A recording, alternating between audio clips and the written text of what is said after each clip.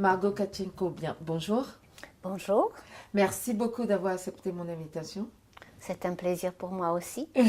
Je rappelle, alors on est dans les locaux du commissariat de l'énergie atomique et des énergies renouvelables, dont vous êtes le directeur scientifique. Parce que j'ai failli dire directrice, mais je sais que on a eu une petite discussion autour de ça. Alors, je préfère les mots directeur. Les postes, c'est directeur. En fait, je suis directeur scientifique des CEA Tech. Donc, c'est une partie du CEA qui s'occupe en particulier des recherches technologiques et des transferts vers l'industrie. Donc, c'est une partie des CEA. Voilà, donc les mots directeur me conviennent très bien. C'est parfait. Alors, j'ai envie de vous demander, pour Margot Katchenko, qu'est-ce que c'est le mot pouvoir? Vous avez raison, le monde est très masculin. Ça a commencé déjà pendant les études, où on a beaucoup plus de garçons que des filles dans les sciences dures. Pour moi, ce que c'est pouvoir, avant tout, c'est la responsabilité et c'est les devoirs. C'est-à-dire, on ne détient pas pouvoir sans devoir. C'est surtout les devoirs. Donc, c'est quelque chose de lourd à porter, je pense. Très bien. Et comment est-ce que ce devoir, cette responsabilité se traduit pour vous dans votre environnement professionnel et personnel? Dans l'environnement professionnel, je peux vous donner un exemple.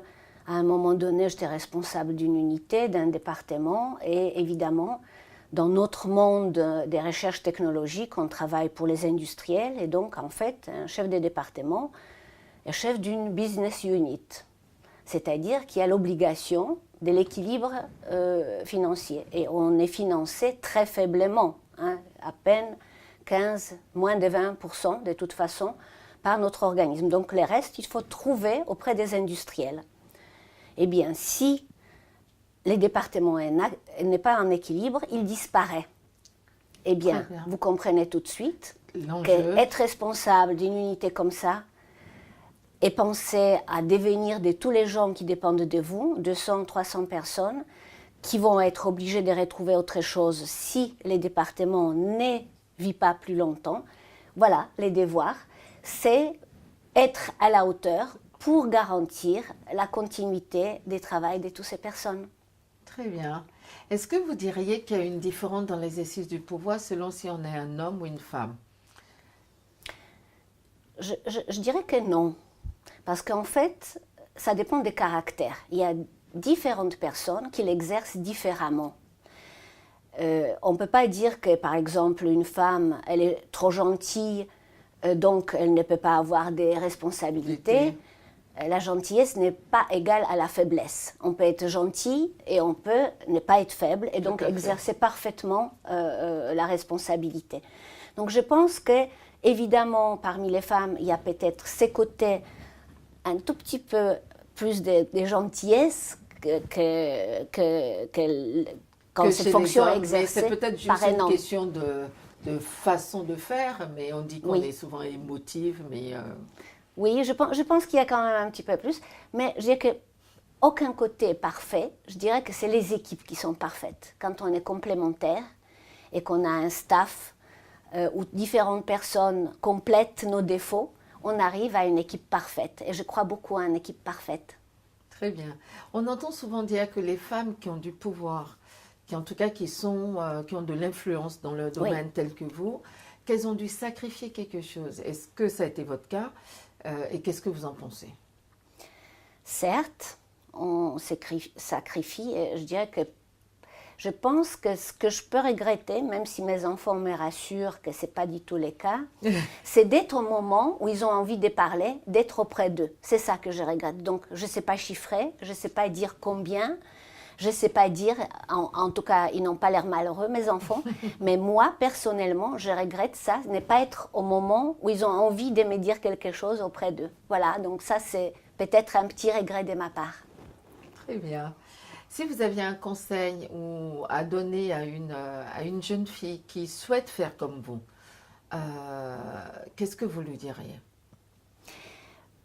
Je pense que c'est un conseil qu'on peut donner à tout le monde, et bien sûr à des filles, même si je pense que les filles sont très assidues. Je dirais, fais ton métier, essaye de le faire bien. n'importe quel métier c'est. Évidemment, je n'ai jamais construit ma carrière, je n'ai pas fait des efforts. C'est arrivé progressivement, tout simplement, avec ma seule préoccupation de faire bien ce qu'on m'a confié. Et je pense que c'est tout simplement cette phrase-là que j'aurais envie de transmettre. Est-ce que vous avez des jeunes filles qui viennent vous voir avec cette préoccupation ou la tentation de se dire est-ce que j'y vais ou j'y vais pas parce que ce n'est pas un monde habituellement réservé aux filles? C'est notre devoir de dire, mais en fait, c'est pas compliqué, c'est tout simplement, c'est donné à tout le monde, à condition de faire ce qu'on aime faire et de le faire bien. Voilà, il n'y a pas de secret en fait, il n'y a pas de grands secrets. Est-ce que vous avez identifié dans votre environnement personnel ou professionnel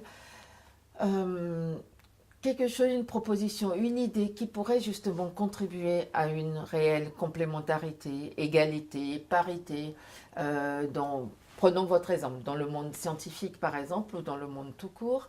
Est-ce que vous avez identifié quelque chose dont les autres entreprises pourraient s'inspirer? Moi, je pense qu'au CEA, c'est vraiment, je dirais, parfait. En fait, je n'ai jamais eu un frein. J'étais dans un milieu très masculin depuis toujours. Et je dirais que les choses sont arrivées très naturellement. Hein, c'est-à-dire, à chaque fois, on est venu me proposer quelque chose. Et en fait, ce que je peux conseiller, ce n'est pas dire non. On vous propose un poste, même si vous êtes épaté, vous dites jamais j'arriverai. Mais dites-vous bien, si on vous les propose, c'est que quelqu'un pense que vous arriverez et donc dites oui. En fait, je dirais que je n'ai jamais dit non et je pense que c'est ça qu'il faut conseiller. On vous propose un poste, surtout allez-y. Voilà, je dis que osez. Voilà, osez les filles. Hein, on a envie de dire osez les filles. Est-ce que vous aviez une phrase ou un proverbe, quelque chose qui pour vous, qui illustre vos propos, votre personnalité? J'ai une petite devise qui est qu'à moi et que j'ai créée avec des années. Et cette phrase, c'est cette devise, le bonheur est en soi, en chacun de nous. Et je crois profondément qu'en fait, on a cette petite lumière en nous qui nous pousse à faire des choses. Et en fait, pour chacun de nous, c'est pas pareil. Le bonheur n'est pas pareil pour tout le monde. Il y a des femmes qui sont très heureuses d'être mères et ça suffit largement.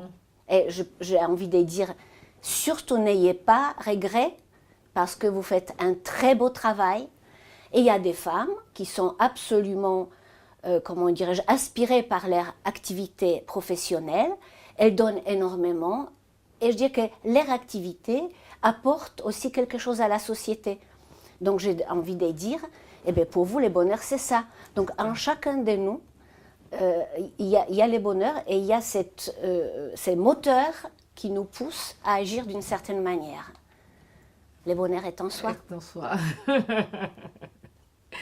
Si vous étiez un homme ou une femme d'État, lequel ou laquelle seriez-vous et pourquoi? Honnêtement, je ne me vois pas en homme ou femme d'État. Par contre, j'aurais rêvé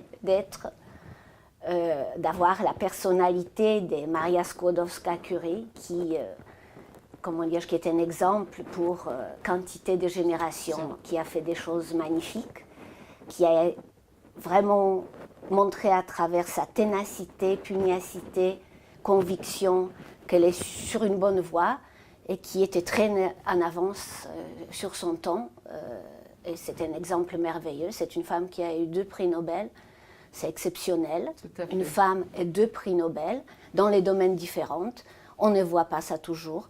Donc voilà, oui, ça serait un rêve, pas plus que ça, mais je trouve que c'est vraiment une très très belle personnalité. Ça m'aurait bien plu.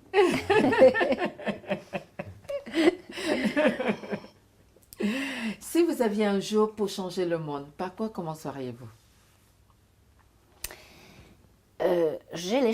Vous voyez, je crois beaucoup en éducation. Tout le monde y croit. Mais moi, j'ai une manip d'en faire. En fait, je proposerais payer les enseignants beaucoup, énormément. Je proposerais les salaires hors pair pour attirer tous ceux qui sont passionnés et qui sont exceptionnels. Pourquoi ? Parce qu'en fait, ils préparent notre avenir. Avec les enfants, c'est eux.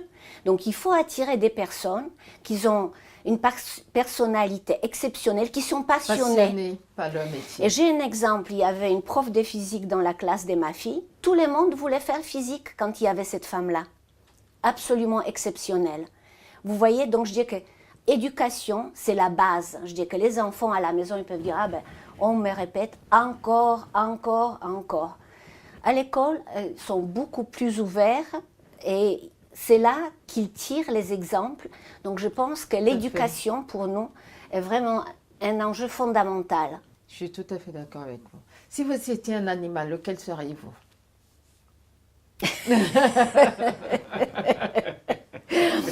Bon. Écoutez, je me vois en chouette. Oui. Dites-moi, pourquoi? Mais c'est aussi ça c'est les signes des sagesse. Oui, tout à fait. Mais c'est aussi, je vois des fois beaucoup. Je vois beaucoup plus que les uns les autres y voient. Je pense que j'ai cette capacité-là d'intuition ou des... Je ne sais pas comment appeler ça. Vision, mais je vois souvent plus que mes collègues peuvent observer. Ce qui me permet de prendre les décisions, évidemment, en fonction de toute cette observation que je peux accomplir. En préparant cette rencontre, on vous a demandé de venir avec un objet, une photo, quelque chose qui pour vous symbolise le pouvoir et la féminité. Qu'est-ce que vous nous avez apporté? Eh bien, ce que je vous ai apporté, c'est la photo d'une mère. Je pense que les femmes jouent un rôle très important. Et ça démarre déjà en tant que mère. On dit toujours, derrière un grand homme, il y a toujours une femme. Je pense que c'est grâce aux mères qu'on peut insuffler l'envie aux enfants de parcourir des chemins absolument extraordinaires. Notre entretien touche à sa fin, Margot. En un mot, en une phrase, si vous devez résumer, le pouvoir pour Margot Tkatchenko, c'est? C'est une responsabilité. Quand on prend un pouvoir, on a une grande responsabilité. Et ce n'est pas qu'une occasion de dire « regardez qui je suis », c'est surtout responsabilité qu'on prend envers les autres. Très bien. Voilà. Merci beaucoup, Margot. Merci. Ça a été un grand plaisir de vous avoir. Pour moi aussi. Merci beaucoup.